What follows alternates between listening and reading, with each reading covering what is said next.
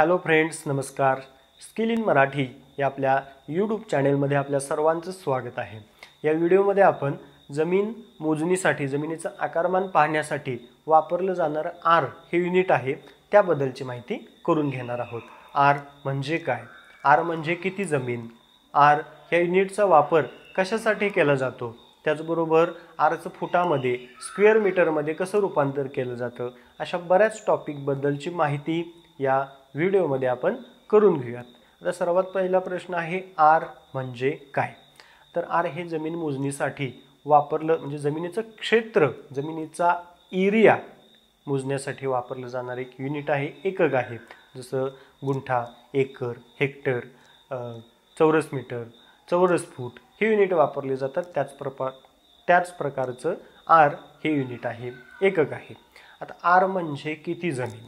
तर एक आर म्हणजे 100 square metre. 1 metre by 1 metre हा 1 स्क्वेअर मीटर असतो, बरोबर.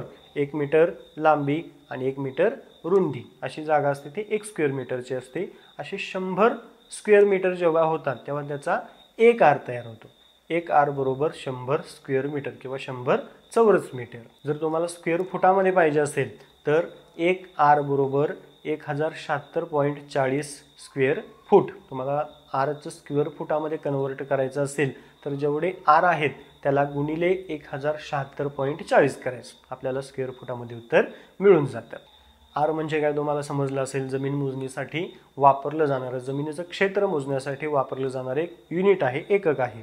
आर म्हणजे किती जमीन हे आपण पाहिलं. 100 स्क्वेअर मीटर बरोबर एक आर असतो. आता सर्वात महत्त्वाचा प्रश्न म्हणजे गुंठा आणि आर ह्यामध्ये काय फरक आहे? तर पूर्वी गुंठ्याचा वापर, जमिनीचं जे काही एरिया आहे, क्षेत्र आहे, ते मोजण्यासाठी गुंठ्याचा वापर केला जात होता. त्याऐवजी आता आरचा वापर केला जातो. जुने 7-12 उतारे जर तुम्ही पाहिलं तर त्या ठिकाणी तुम्हाला गुंठा, एकर हे युनिट, एकक पाहायला मिळतात. पण आता जास्त करून आरचा वापर आपल्याला पाहायला मिळतो. आर, हेक्टर, चौरस मीटर हे युनिट आपल्याला पाहायला मिळतात. मग गुंठ्याच्या ऐवजी आरचा वापर केला जातो. गुंठा आणि आर यामध्ये काय फारसा फरक नाही आहे.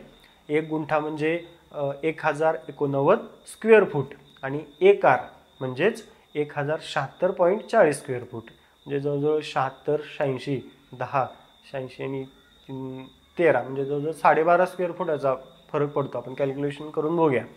1089 वजा 1076.40 12.60 स्क्वेअर फुटाचा फरक पडतो.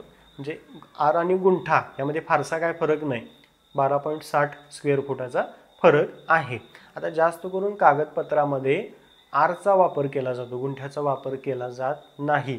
शासकीय कागदपत्र असतील किंवा 7-12 उतारे असतील, खरेदी विक्रीचे व्यवहार असतील, जे काही दस्तऐवज असतात त्यामध्ये आर ह्या युनिटचा वापर केला जातो. Square metre are. आणि जर जमीन जास्त असेल, शेतीची जमीन असेल तर त्या ठिकाणी हेक्टरचा सुद्धा आपल्याला वापर पाहायला मिळतो. घरगुती जमीन असते म्हणजे घरासाठी ज्या जमिनी असतात, जसं की प्लॉट असतील, एने प्लॉट असतील, तर त्यासाठी जास्त करून आरचा, आणि त्याच्यापेक्षा कमी असतील तर स्क्वेअर मीटरचा वापर त्या ठिकाणी पाहायला मिळतो. आता आर ह्या युनिटचा फायदा काय आहे? एकतर ते सर्व शासकीय कामामध्ये वापरलं जातं. 7-12 उतारा असेल, जमिनीची खरेदी विक्री असेल, जे काही कागदपत्र तयार केले जातात, स्टॅम्प्स तयार केले जातात, त्यामध्ये आरचा उल्लेख असतो. त्याचबरोबर आर ह्या युनिटचा दुसरा फायदा म्हणजे जमिनीचं कमीत कमी क्षेत्र जरी असलं तरी आपण त्याचं आरमध्ये नोंद करू शकतो. स्क्वेअर मीटरमध्ये 100 स्क्वेअर मीटरचा एक आर असतो. अगदी तुमची 1 स्क्वेअर मीटर म्हणजे 1 मीटर बाय 1 मीटर जागा जरी असली तरी आपण ती आरमध्ये नोंद करू शकतो. जेवढं स्क्वेअर मीटर आहे त्याला भागिले 100 केलं की आपल्याला आरमध्ये उत्तर मिळतं. म्हणजे तुमचं 1 मीटर जरी असला आणि त्याला भागिले 100 जर केलं आपण तर 0.01 आर इतकं आपल्याला जमिनीचं क्षेत्र हे कागदपत्रामध्ये नोंद करता येते, किंवा त्याच्यापेक्षा कमी जरी असलं तरी आपण सहजपणे ती नोंद करू शकतो. तर या व्हिडिओमध्ये आपण आर ह्या युनिटबद्दलची माहिती घेतलेली आहे. जर तुम्हाला याबद्दल काही डाऊट्स असतील, काही शंका असतील, काही प्रश्न असतील तर तुम्ही या व्हिडिओच्या कमेंट्समध्ये ते विचारू शकता. आपण त्या टॉपिकबद्दलचे व्हिडिओ बनवून जाऊ.